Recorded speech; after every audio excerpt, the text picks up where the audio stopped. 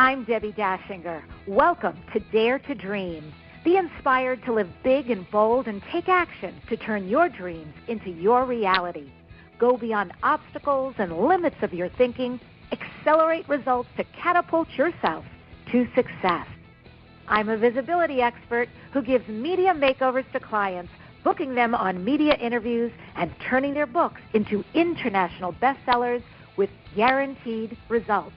Join me at DebbiDachinger.com. Dare to do great things. Dare to shine. It's all about you becoming a visionary and leading the pack.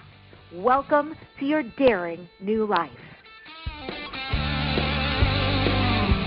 Welcome to Dare to Dream Radio and Podcast. Be sure to give us a 5-star review if you love it, and I know you do, and leave an amazing review because guess what? You actually are a great service to other people who would love to hear this level of conversation. I am just back from Austin, Texas, and what a trip it was. I'm still recovering, and in a really good way. Get to hang out with some amazing friends who are becoming even better friends and meet all new awesome people. And I can't express enough the power of relationship and how things have already been changing for me since I returned. People feel like they need to work with me and want to put me on their stages, and actually that's where I'm headed, right? So just like you hiring a coach and a person and a consultant for what you need, I do the same, by the way. Coaches should be, always are, growing. I'm in a 1-year program with someone who's operating at a much higher level than I, and so is really pushing me into the places and spaces where I've been resistant. You know, as an entrepreneur, it's very easy. My business runs as it does. I don't have to do very much. But, you know, I am a teacher of visibility, right? I work with people to write their books, get their books to bestseller, and I book them to get interviewed on media. Also, I do visibility strategy sessions. So you understand the key word is visibility.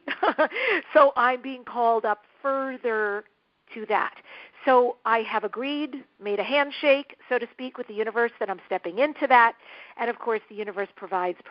So there are very nice, big, yummy stages.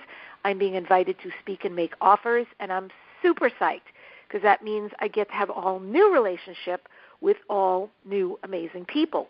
So how lucky am I? How does it get any better?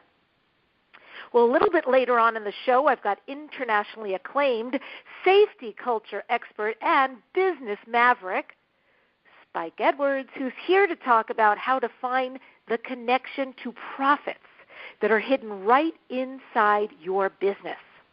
Spike says that safety is a key ingredient to a successful team along with strong communication.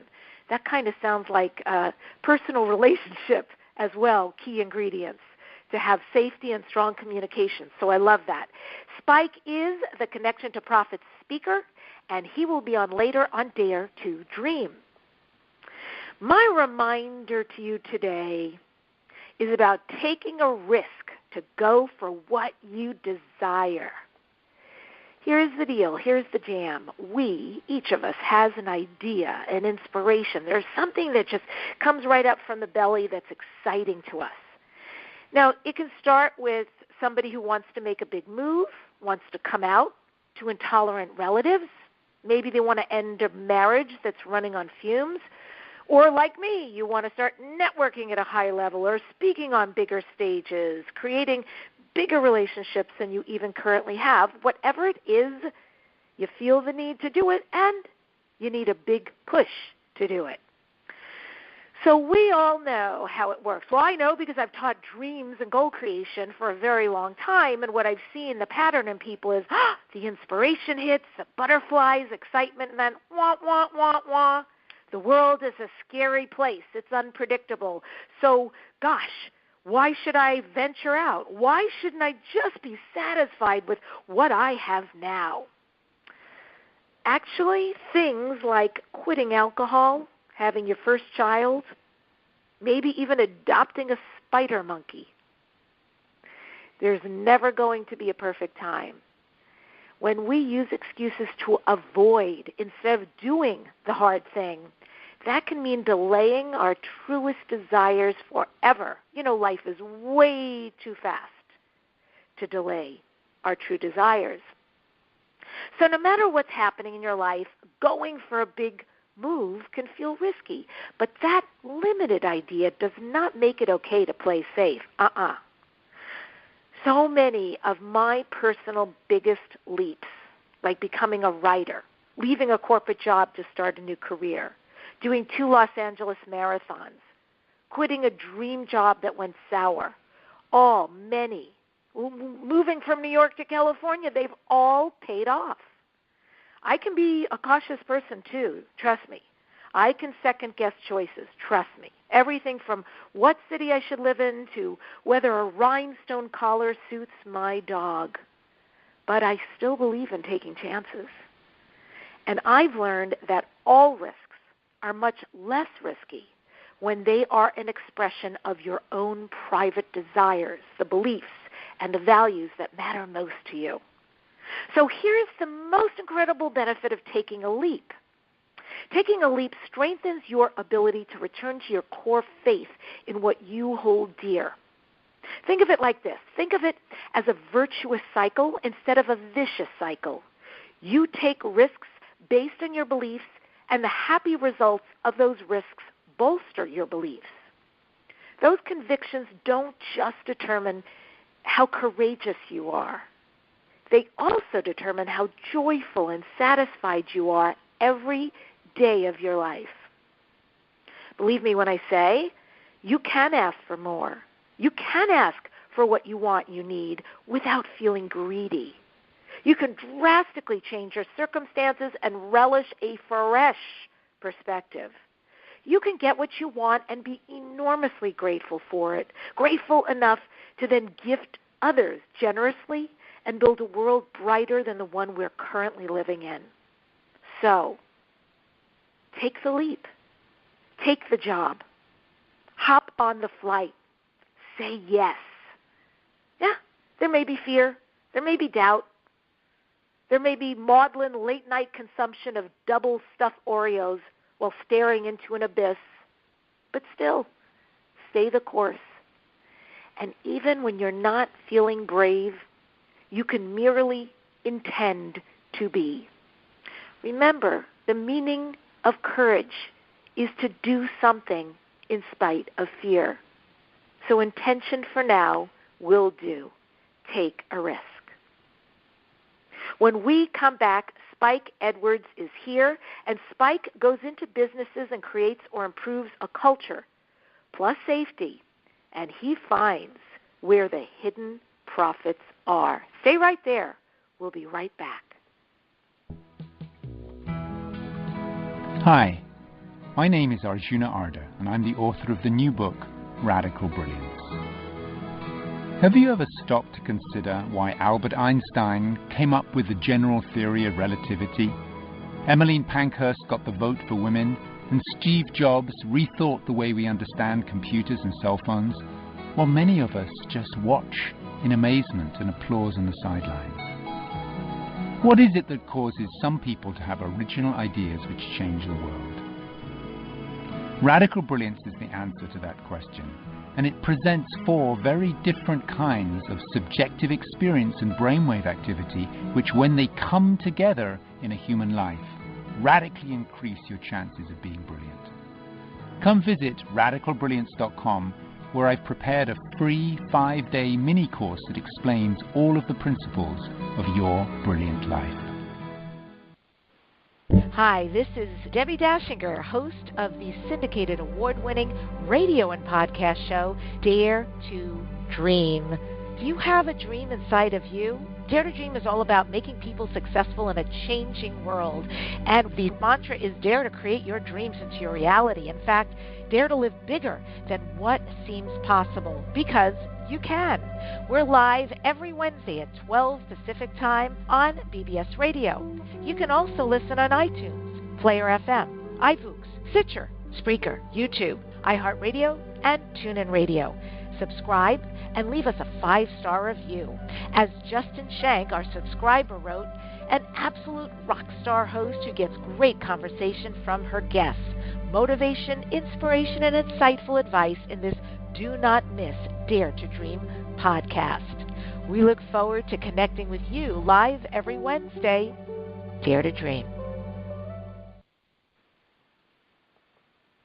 Hi, it's Debbi Dachinger from the award-winning Dare to Dream podcast, heard live every Wednesday at noon Pacific Time.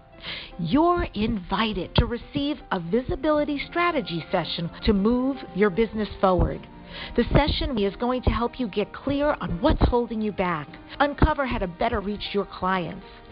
Send your interest application to this email, daretodreamradio@gmail.com. If you feel like Moses, wandering around the entrepreneurial desert, imagine how helpful it will be to have a 45-minute call with a visibility media expert. Ready to get clear? Ready to get direction for books, web presence, bestsellers, media, and interviews? Book your visibility strategy session today. Email daretodreamradio@gmail.com and put the words visibility strategy session in the subject.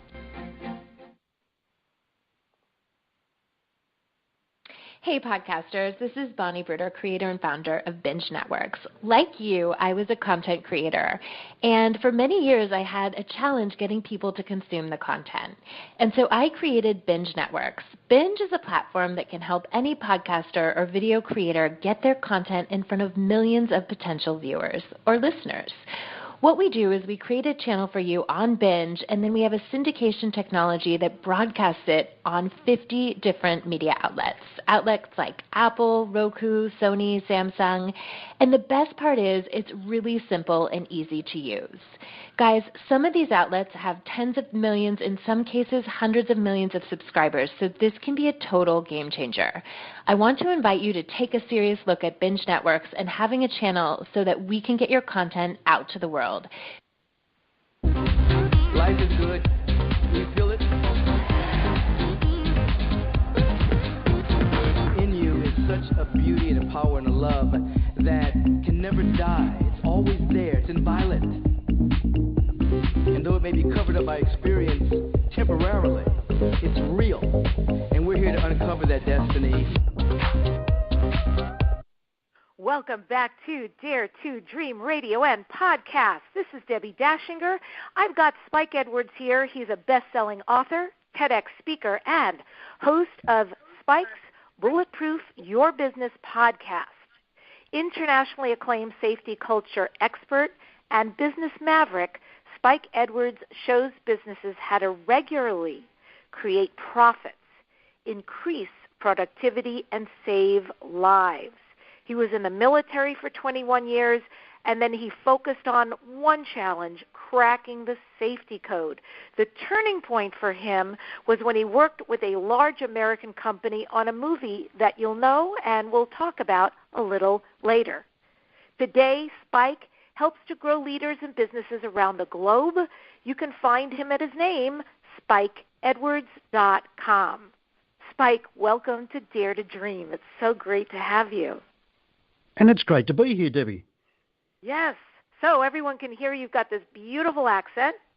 You're a behavioral-based safety expert originally from Australia, and now you currently reside in New Zealand. How did you end up in New Zealand?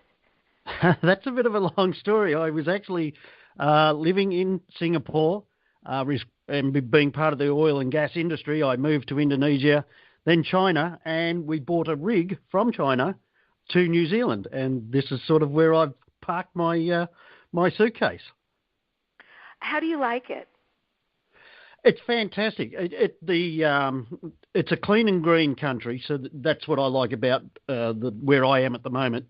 The best part, I live in a little town called Orakura, which is probably 200-300 people. It has a 7,500 foot mountain up the back of us 5 miles away that is enjoying 3/4 all the way down snow, and I'm just turning around out my front window here, and 200 yards down the street is the ocean, and I walk on that beach 10 to 12,000 steps each morning, practicing my stories and doing my focus groups in that area before I even start work in the morning. So wow. it's really a great place to study, practice, and get the information that I want to get out of me first. That sounds so beautiful to me. And I also kind of know you're a bit of a daredevil, right? Don't you do those mountain roads on a motorcycle, or you've got cool cars, or what do you have going on there? Well, the roads here are windy, and they're all around the mountain. And it's a very small country, so they're not big, wide open freeways like we see in America. So here I've got a little Z4 BMW convertible, so that's fantastic, through a little passage through Mount Messenger, which is probably one of the worst roads in New Zealand. But for sports cars and motorbikes, it's a dream. So you can really test it out. And the motorbike I have is actually a Spider, Can-Am Spider. So they're a two wheels at the front, one driving at the back. And they are computer assisted all the way through the engine, steering, and the actual engine. So they are a treat to drive on New Zealand roads, especially when there's black ice on the road sometimes, because the computers take over and it's still safe. Oh, my God. So even the personal equipment you ride has a safety factor built in. I love that. So I want to use that actually as a jumping point to get into what you do. And I want to start with the idea that in your work, in your resume, in your website, Spike, the word culture comes up a lot. So for me, somebody who's not in corporate America, it's kind of funny. Culture in regards to business. It's a bit now like how everyone uses the word unpacking. Like right. Somebody once said that word now and everybody uses it for everything. So can you explain first to people who don't know that term, what does culture mean in regards to business? Well, if we have a look at a country for a start, like the culture of America, you have a culture that is very much American, the same as the culture for Japan is very much Japan. You know when you step into those countries that you've come to another country. Now, if we take that to a business and we take the places like Apple, Microsoft, and Google, when you walk into them, you know you've walked into Google. You don't go, oh, where am I? Whereas there are so many businesses out there that are just, oh, I'm in business. If you're just in business, you aren't connecting with a tribe. You're not bonding with the rest of the people that want to be part of your culture. And that's why Apple, Google, and Microsoft have grown so big, is because they actually inculcate that culture into their products, their people, their staff, their teams, and the list goes on, their contractors, everything. So in these cultures, in these companies that you go in and work with and you're hired as a consultant to help, one of the things that you say, Spike, is that companies leave a ton of money on the table because they don't see that the connection to profits is safety. In your expertise, how do companies go for compliance, but they stay broke? Oh, well, that's the whole thing. They're staying with compliance. And it actually is costing them money to stay there. Because you've got to remember that OSHA has set up the rules because people have been hurt over the centuries, and those rules have accumulated to protect the workers. So when you're just in compliance, you're not going through the process of quality and innovation. And you're still stuck with the rudimentary, I've got to do this, this is all I can do. People aren't going outside their box to find out an answer, how not to get around the rules and the compliancy, but how to make the best use of it with today's technology, today's thinking, and today's smallness of the world. Can you give an example, like a success example of a company that was just mired in this OSHA compliance, not working for them, and how you went in and helped them to see a different point of view that created a successful safety program? Yeah, they're pretty much a dime a dozen. It's nearly all of them. The easiest one, and I'm not into naming the companies. That's Right. that's not the We'd thing have to to do in kill the you. safety game, because I want them to come to me and be quite open what they tell me. But Totally. the situation was, one company. It was a European company. I won't go down to with the actual country, because you'll know straight away who it is. But they had a whole bunch of contractors being their top executives. So what they had was a number of head managers for the country, and underneath them, all the staff were contractors with various levels of skill, and they're quite skillful. So everything they did, they stayed within compliancy and regulations, and which is quite true. But what they did do was, you're not doing this, you're not doing that, you're doing this. And they would chop and change around the regulations without giving the people a sense of safety, a sense of belonging. People started to be frightened of what they would tell people. They would not report stuff. Oh, Yeah. So it actually leads to it leads to stuff going underneath the table, swept underneath the rug. And then what actually happened, we said and it was very simple, just because these lists were coming out each morning, and they would run through them and just berate people for not being safe. Whereas if you segment them and put them into sections where there's a bucket full of, say, non-compliances, and then there's a bucket full of quality control, and then there's a bucket full of leadership, and you can go, okay, what do we need to address in leadership? What do we need to address in safety that will give us the maximum output? And stick with that for a number of time. Now, what that actually does, it says to the people, we don't have to panic about what we report, because these people are listening to us. When you've put it into a bucket, it seems to be addressed, and you see the influence of that trickle down into the workforce.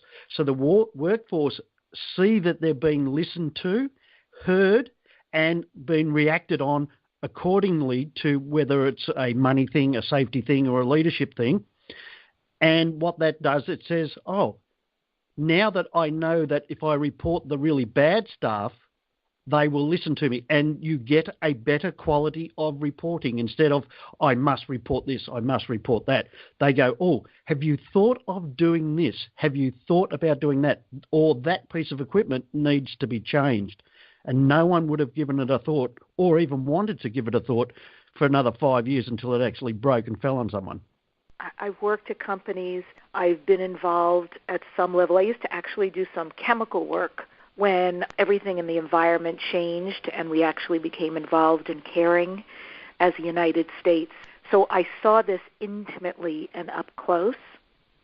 Everything from accidents that can happen to what's possible when you implement right kind of safety procedures and everybody's on board. And it's not to be taken lightly, what you're talking about, because you yourself have been brought in countless times after fatality accidents.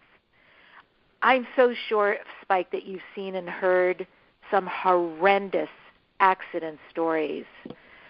So I would just like you to address that a little bit. Any time that you have been brought in after a fatality accident at a company, what did you learn? What did you teach? And what did you feel like, gosh, there was a bottom line here? This didn't have to be fatal. One of the key things here is that no one intentionally goes to work to create an accident or to get someone hurt. So that's the main thing. Everyone is doing what they think is their best. If we take that a step further, what hasn't happened is that what everyone thinks is the best hasn't been united in the same direction. And that's what you get with a culture. And I've had unauthorised, and I'm trying to make sure it's polite for the audience, unauthorised release of hydrocarbons. That's a big bang. I've had one of those in Brazil, in Malaysia. There has been a death in Malaysia. I've worked in the United States where there's been tragedy happening. So all around the world, China, and every place has got a manual, and every place has compliancy. What the industries, what the businesses and the communities, because it also affects communities. This isn't just businesses. This is families, communities, everything, and not just financially. A lot of people don't realise that, especially when you go to different countries. And all I try and do, and I use safety as, remember I said before, getting them united, because this is how I actually found out what I've got about safety and how efficiently it works. I used to go in and be a change agent for organisations, and it used to be so hard. Everyone would go, oh, I don't want to change it, or this is so hard, and it'd take 3 to 5 years. And I was actually having a project that was failing. And I thought, oh, this is going south really bad. What I will do is I'll set the organisation up so that at least the workers and the people are safe. So I just specifically dealt with safety. Next thing you know, everyone went, attention, left turn, because they had a common enemy. It was me. And I'd put it down to safety. And everyone went in the same direction, and the company just went forward, and the whole project turned out to be very successful. That's why when I go in to do step change into an organisation, I use safety because I know they're not doing it. They and that's what compliancy is. Compliancy is just they say they do it. Whereas if they are really doing it, it's inculcated into their work processes, it's into their management systems are written for what they do, not about what they should be doing, and their leaders are actually inspiring, engaging, setting levels of expectation and positively communicating to their community. And that is what I start out to do and have done in all those companies that I actually went into, was set up those 4 things. Do you want to talk about the 4 things that you bring about into the company that you help to rearrange? Certainly, yeah. Yeah, no worries at all. And they're very important. People can take this on, your listeners can take this on right from the get-go. They don't have to get a consultant in or whatever to look at it. But it's about, first of all, being the influence as a leader. This is for the bosses and the CEOs and business leaders. You've got to be a person of influence. So one of the key things in this day is to have the ability to tell your story, because unless you're a person of high influence normally, that everyone just follows and just goes down the street with you. When you say, I'm going down the street, they all want to come. Most CEOs aren't like that. So you need to have that ability to show that you care, show that you can be trusted. And trust has just gone out the window over the last couple of decades, and story brings that all back to the home base. And also for the company, the company should have a story as well, so that it inspires the workers to work there, to be better, and to be, when someone says, oh, where do you work? And you go, ABC Limited, they go, oh, wow, that's so cool. Whereas if a lot of companies, you get, oh, no, you don't work there, do you? Not the response you want as the company. No, it's not. So that's the first one.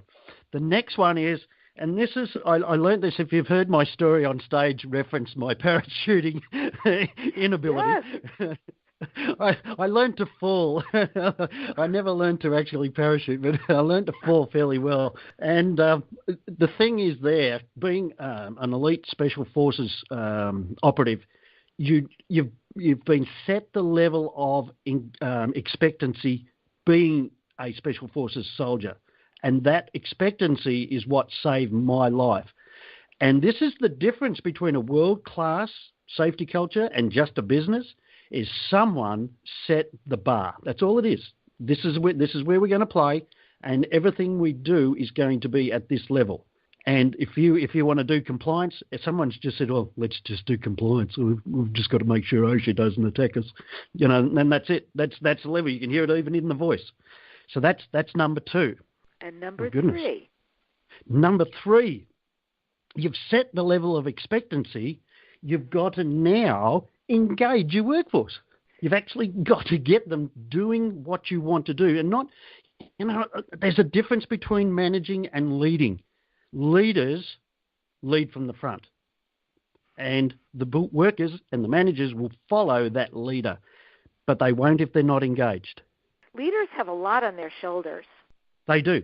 And a lot of people in this day and age don't know how to lead. There's a lot of misconceptions out there about leadership and what they're being taught. And I'm not saying that I know everything about leadership, but having spent 22 years military and actually training young officers up to be seasoned commanders, leaders in themselves. And when you see them go off to be later state governors and politicians and things like that, you go, oh, okay. You know that you had an influence. You weren't the direct influence, but the overall process of what was provided and shown to me in my Special Forces time also shaped that whole process. So there is a lot to leadership, and a lot of people only get it segmented. They don't do the overall package. This is powerful stuff. So after number 3, properly engaging your workforce, really get the leaders to be leading, then what's the 4th step?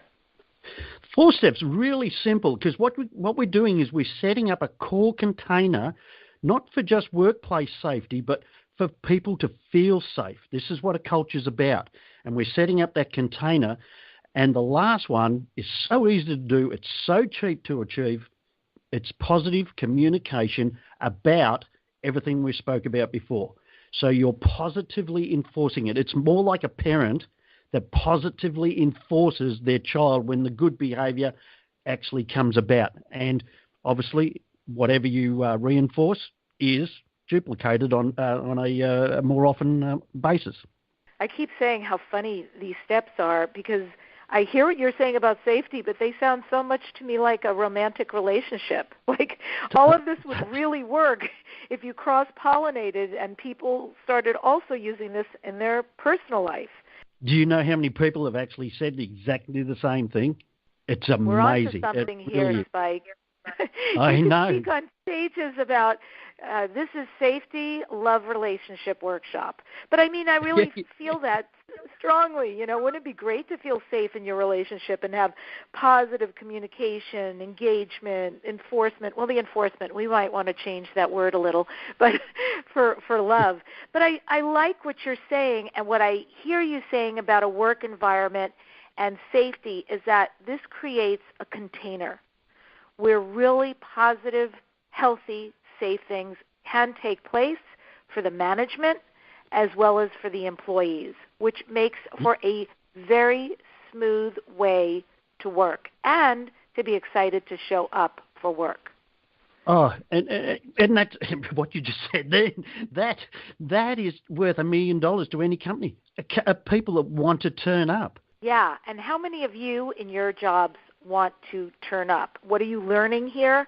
And what are you starting to hear is the bottom line that you can implement based on what Spike is saying to improve your working conditions or make those suggestions to the upper management that you're working with? Well, you're listening to Dare to Dream Radio and podcast. We're going to be taking a break, and when we come back, we'll find out a little bit more about Spike's amazing life and working therein and jumping out of an airplane. So we'll find out a little bit more about that. It scares me to hear that, but he lived it. Go get your free report called Free Publicity, How to Become the Go-To Expert and Be Interviewed on Media Now. Get your free report at DebbiDachinger.com. That's DebbiDachinger. Free Publicity, How to Become the Go-To Expert and Be Interviewed on Media. Stay right there. We will be right back. What books are you reading? Are you ready for a must-read? Winner of the Inspirational Book of the Year Award and international bestsellers, Dare to Dream, This Life Counts by Debbi Dachinger, as well as the acclaimed Wisdom to Success, The Surefire Secrets to Accomplish All Your Dreams. Buy the books from Amazon today. U.S. Book Review and Writer's Digest said these are critics' picks. By Debbi Dachinger, Dare to Dream and Wisdom to Success contain gems to live your life by. When you're pondering the big questions like, is there more than this? How can I have a happy relationship? What would it take to like my body? And how do I make more money? Where do you go for information and tools? Check out the online store at accessconsciousness.com. AccessConsciousness.com has books, DVDs, instant video and audio downloads, online classes, and so much more. Subjects include abuse, changing your body, recovery, raising children, business techniques, tools to generate more money, how to have better sex and healthier relationships, just to name a few.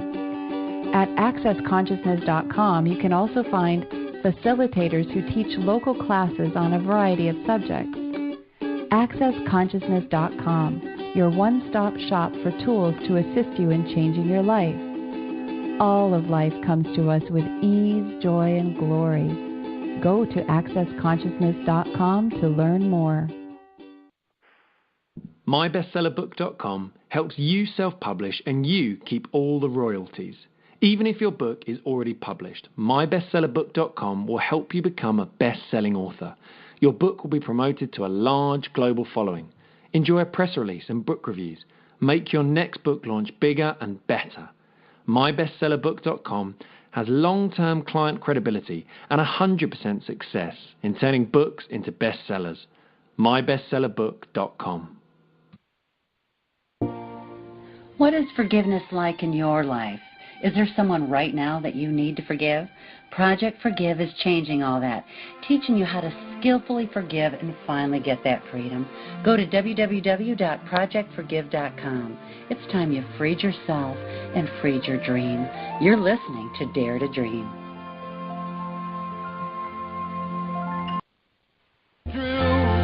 I love my life. I am powerful. I am beautiful. I am free. I love my life. This is Debbi Dachinger on Dare to Dream Radio. If you're tuning in after we've started, I'm interviewing Spike Edwards, who is creating safety cultures. Spike asks, are you working with the right team? And he asks you to imagine if your safety department really worked, because it all begins with safety cultures. You can find him at spikeedwards.com. So you were brought in to work on a movie. I'm not going to say the title, but I'd like you to, and then just say, what was the behind-the-scene experience? What was your role? The actual event was a true life situation that the movie was actually based on.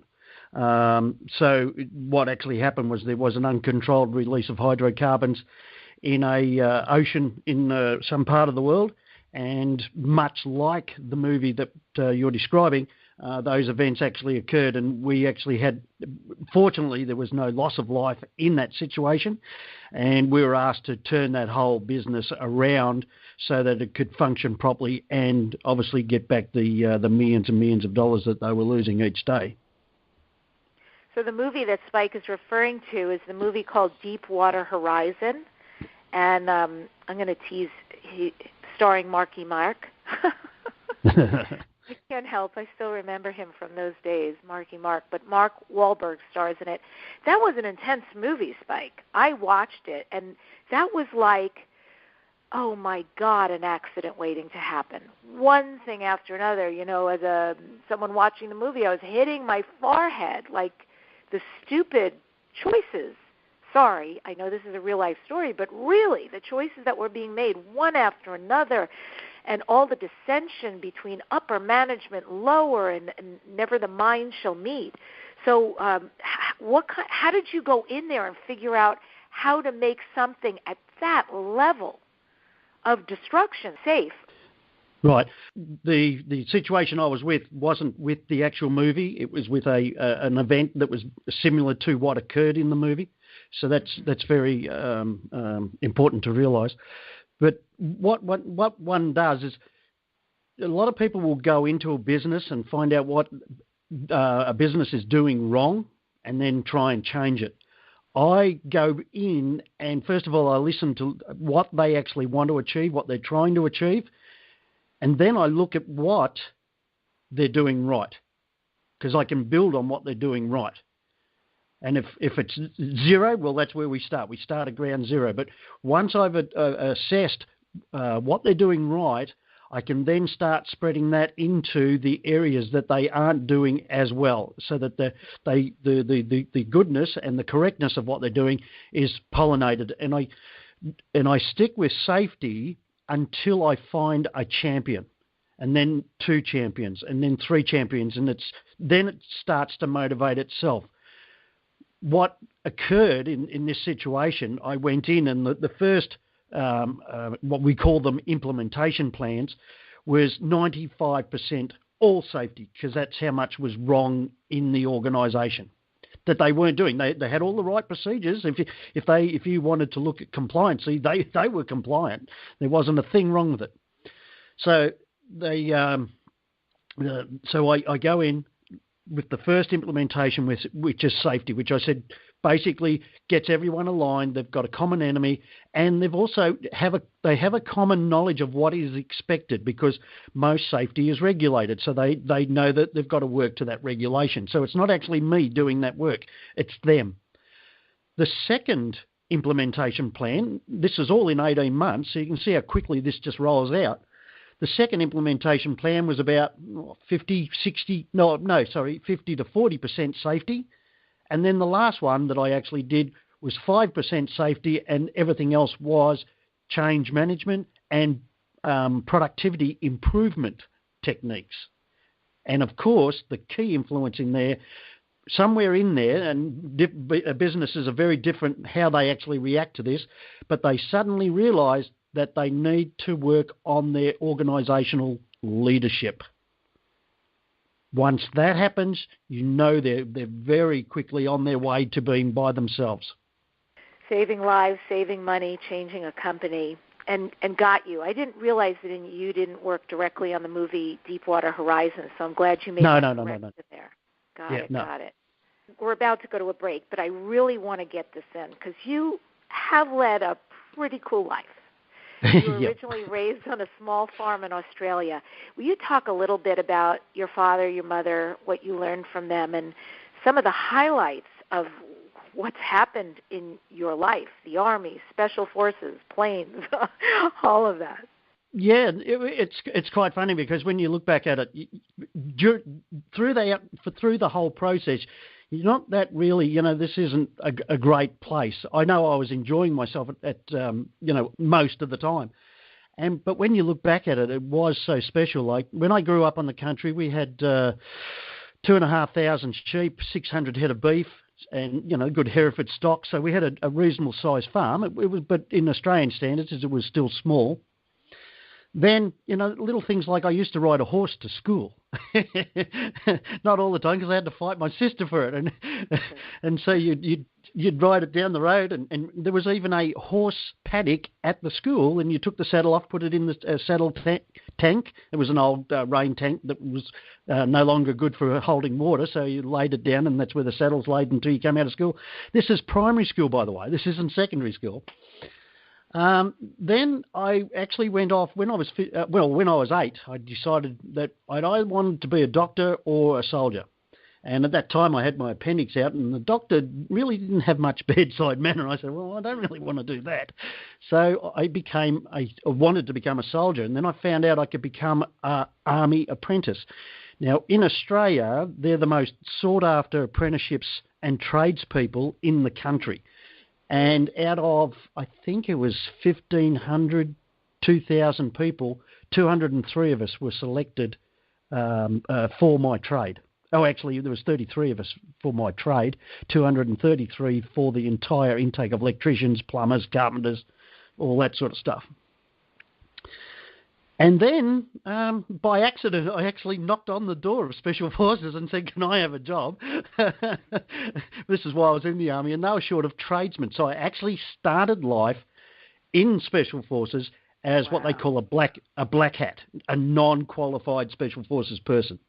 And so I looked after their equipment, all their trucks, guns, boats, all that sort of stuff. And with the workplace, and this is why I can really appreciate people who talk about harassment or bullying in the workplace, we were just treated like rubbish for 2 years. And rightly so, and like people go, oh, you poor thing. But that's part of the eliteness of the Special Forces. They knew they were better. They knew their skill sets were greater. And so therefore it carried them through life. And what that did for me was says, well, if they can do it, because I was doing PT with them every day, going, carrying the same packs, all that sort of stuff. If they can do it, so can I. And I mentally conditioned myself over that 2 years to actually pass that course first time. And I wasn't coming off that unless I'd broken a leg or died. Whoa. You're a beast. Something like that. But, you know, I'm actually not. That's the whole thing. Well, something inside of you must really get excited, even if it's a level of competition with yourself, that when you say, I'm going to succeed even if I have to break something. That's pretty big. Yeah, well, it's also, you know, you don't want to come back and be the guy that failed the course as well. That's what also made me jump out of a plane. Like, I fell out of a hedge. Yeah, I fell out of a hedge when I was a kid on the farm onto a barbed wire fence. I still got the scars on my back.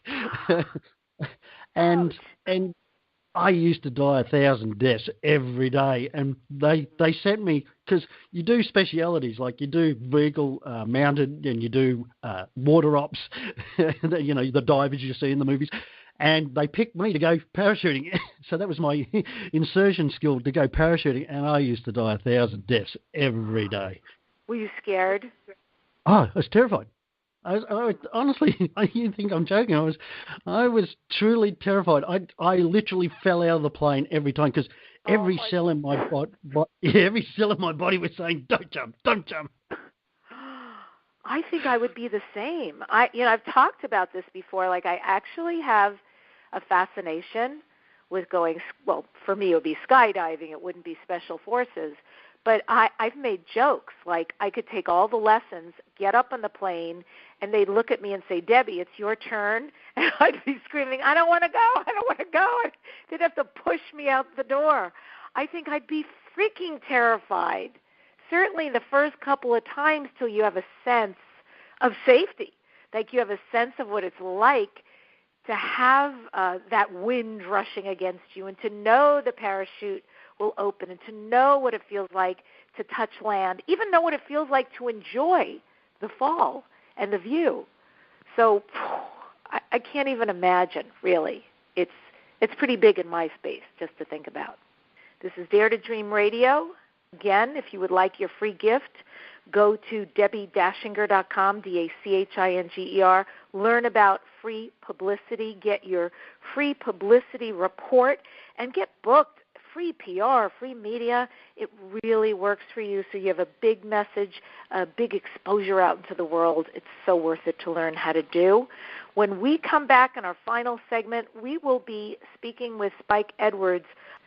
This is Dare to Dream Radio. Stay right there. We'll be right back.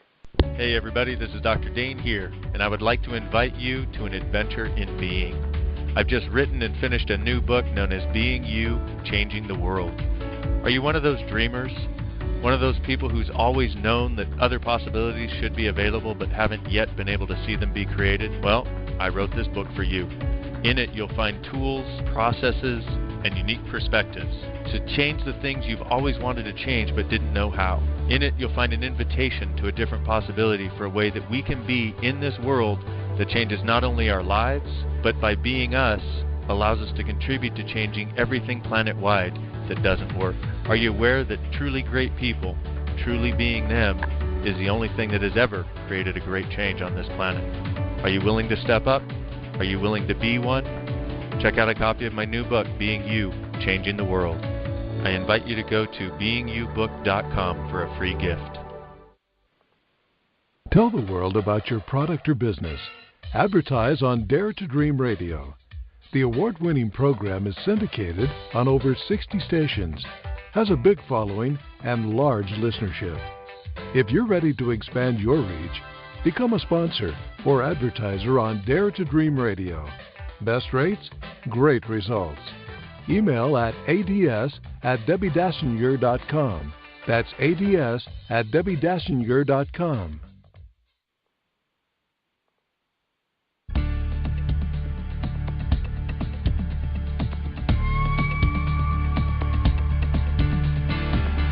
By the marvels of imagination and the dreams of the ones who believed, all the doors to the world are now open for you, and they're open for me. Welcome back to Dare to Dream. This is Debbi Dachinger. I'm interviewing Spike Edwards at SpikeEdwards.com, and we are here in our final brief segment. Spike, what was your TEDx talk about? Safety is dangerous, Debbie. Great title. Why? Why is safety dangerous? Because so many people are actually going down to what we were talking about today, compliancy. And what they're doing is they're not using their risk and safety muscles like they used to. And so therefore, basically, we're bubble wrapping everybody up. And this isn't just for business. This is families, homes, communities, and businesses. This is why it's so dangerous.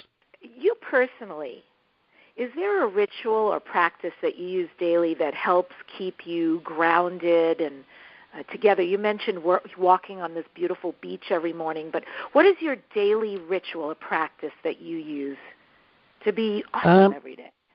Good question, Debbie. And it's interesting you say that. I call it my Divine Nine.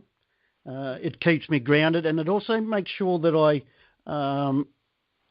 pay privilege to what I'm able to achieve and what I've done. You know, like you said, the TEDx talk, the Special Forces thing. I actually realise that most people don't get to do this. So to do this, I make sure that this ritual is in place each and every day to give thanks.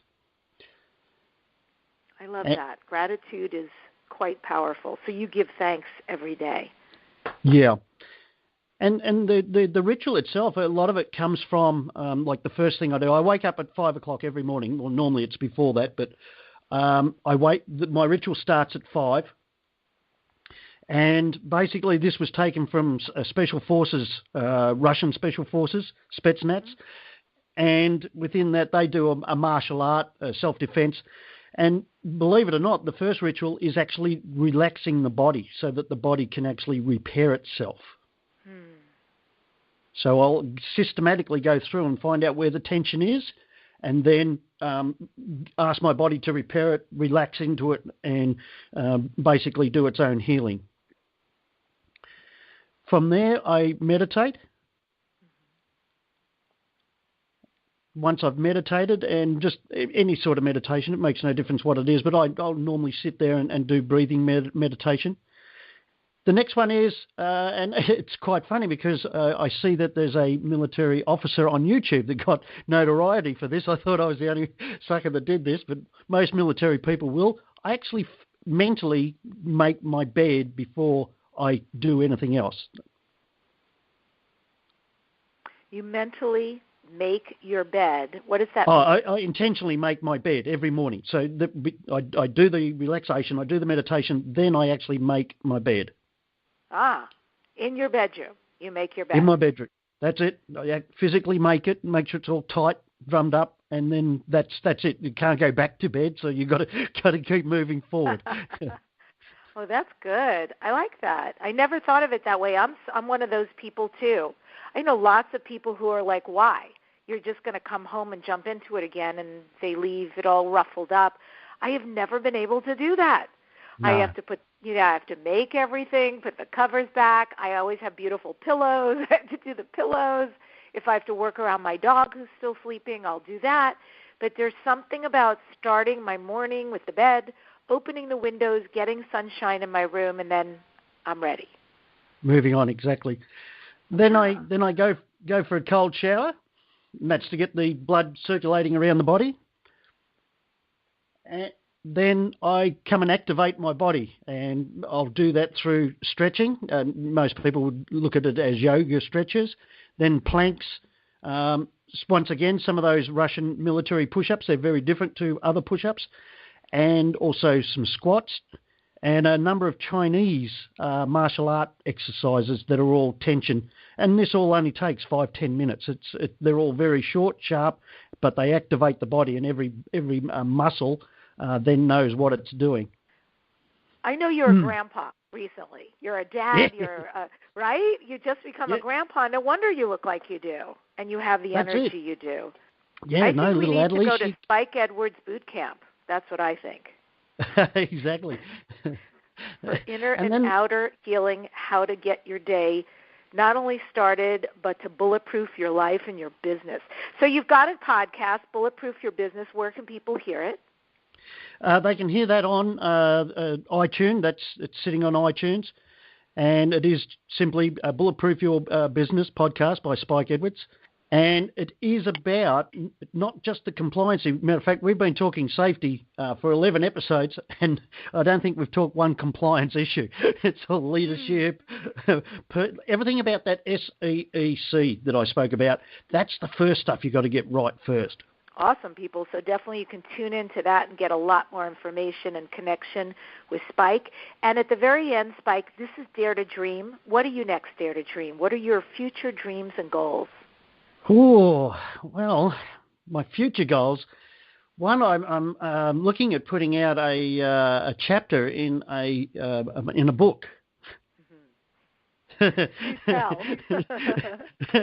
Should I tell the audience about this? Yes, definitely. Let's see that. Well, Debbie, I was actually, it was one of the very few Saturday mornings I'm sitting around doing nothing, and who should come on my computer but Debbie doing a Facebook Live, and it was about your book.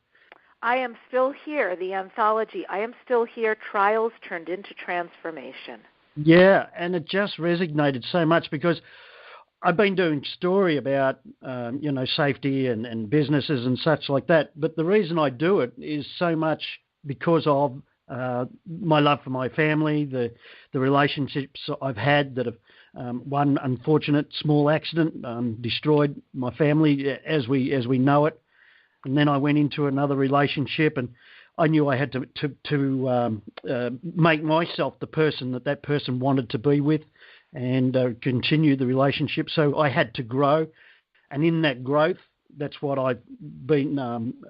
That's where I come from to do the TED Talk, write the Amazon bestseller, and do the 5.5 million steps. So all these things have been moving on, and I thought, wow, I really need to get this out of my body, and into a story or into a novel, and the healing that has taken place because of it is just absolutely tremendous. So I'd recommend that to anyone. If Debbie ever comes up with the opportunity again.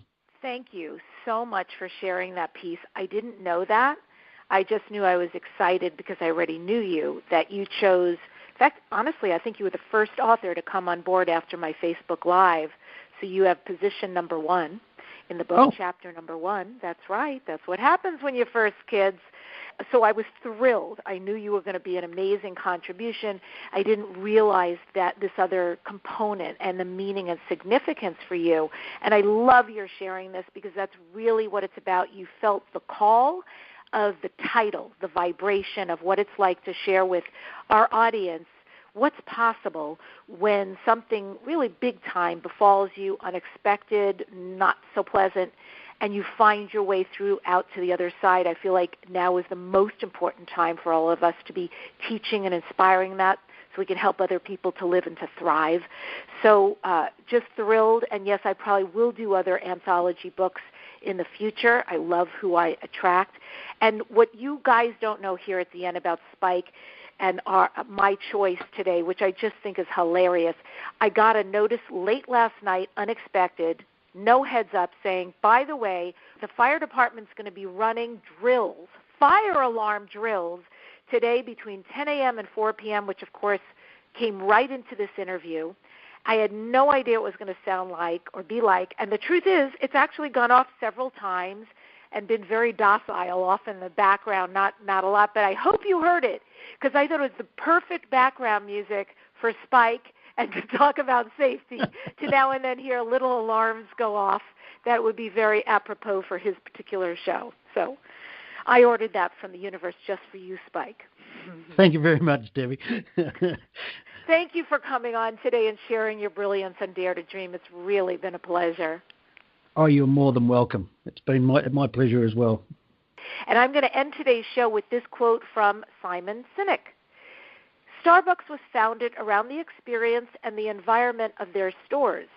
Starbucks was about a space with comfortable chairs, lots of power outlets, tables and desks at which we could work, and the option to spend as much time in their stores as we wanted without any pressure to buy. The coffee was incidental. Next week on Dare to Dream, I'm featuring Noah St. John.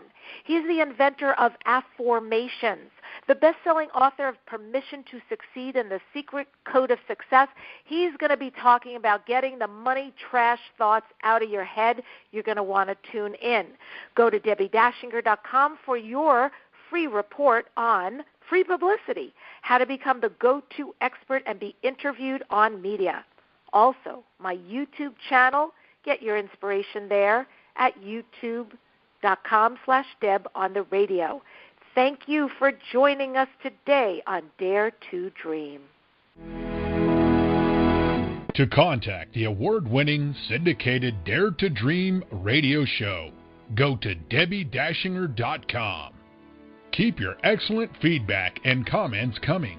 Your host, Debbi Dachinger, is an expert at goal achievement, a media personality, an international best-selling author, and a keynote speaker. Debbie leads high-quality teleseminars on how to achieve goals, how to be a self-published best-selling author, and how to get booked on radio. All classes are at DebbiDachinger.com. Debbie's best-selling books are Dare to Dream, This Life Counts, sold on Amazon, and her second book, Wisdom to Success, The Secrets to Accomplish All Your Dreams, sold online at all bookstores.